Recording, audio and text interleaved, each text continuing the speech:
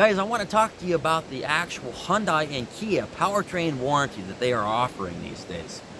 Let's think about this for a minute.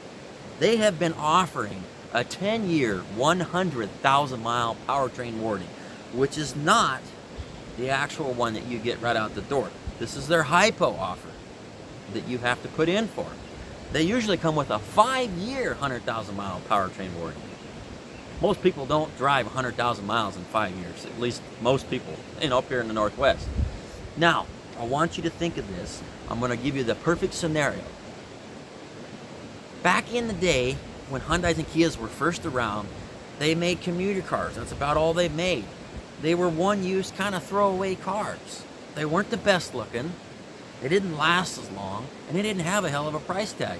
People bought them for commuter cars. That's all they ever were. Now, they've got these really expensive, nice-looking SUVs that a lot of people are getting hooked into, like the Palisade and the Telluride.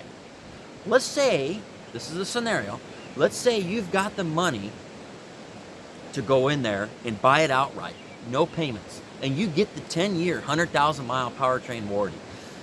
This is what I want you to run in your mind real quick.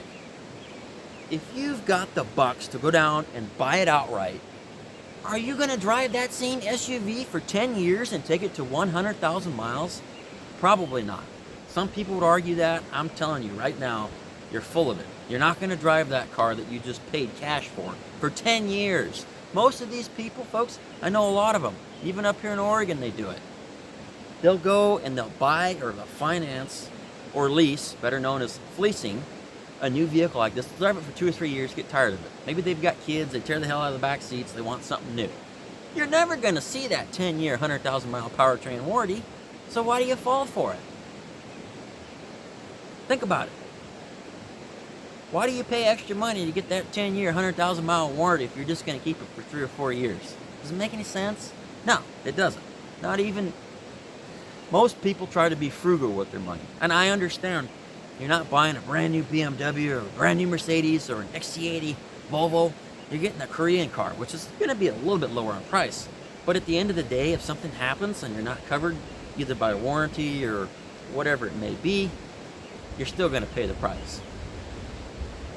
Something that they don't tell you guys, this 5-year and 10-year, 100,000 mile powertrain warranty, it follows that vehicle for the vehicle's life, which means it's attached to the VIN number.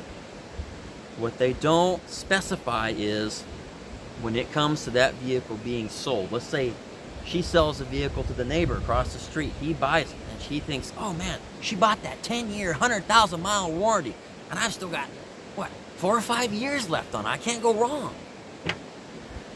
Reduced coverage for second owner. You need to read the fine print. And you know what? This was very surprising. I thought when the original owner sells the car to the second owner, that the second owner's due diligence is to go and actually contact the dealer and say, hey, I just bought this car from the lady across the street. She bought it new from you guys 2 or 3 years ago. Can you go ahead and transfer it over to me? Well, no.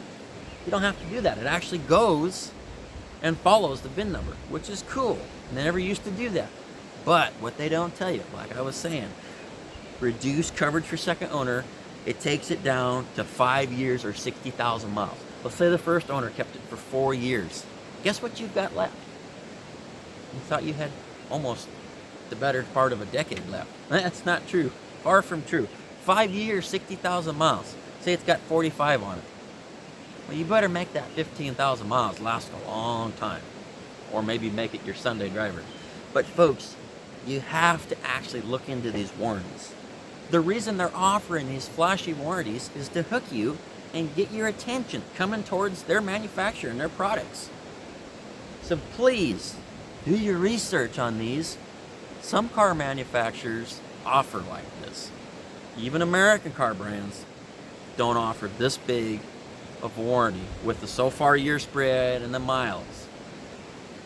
Another thing to remember, instead of taking baths on these new vehicles when you finance them, if you're going to do it, take a bath on a Beamer or a Mercedes or something that's flashy. Of course, they don't hold their value either. Neither do these cars. What I mean by that, buy it 2 or 3 years used already, Save yourself the money loss and be happy with it. Get the warranty that they offer. Instead of doing that even, why don't you one-up it and just buy a 3-year-old or a 4-year-old Toyota? A car that's going to run. You don't have to worry about it going out. You don't have to worry about the bottom ends coming out from from the motor or whatever they've got going on as far as top end and timing these days. Get you a Honda, get you a Toyota, and be happy with your importer. Stay away from these expensive Hyundais. Stay away from the expensive Kias.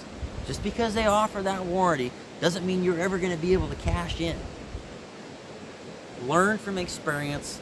Get on YouTube and watch some videos, people. Believe me. And you know what? Impulse buyers, do not buy a car because you like the way that the radio's set up, or it's got navigation over here, and it's got Apple CarPlay. Don't buy a car because of that. I'm not even talking about Hyundais or Kias. Buy a car because it's reliable. Read the consumer reports. Look at the reliability. Look at the resale value. Do not buy a car because it's got heated seats or a panoramic sunroof that's going to leak in 10 years. Buy it because it's a good car, it's got good reports, and it will get you and your kids from point A to point B. Until next time, we'll talk to you later.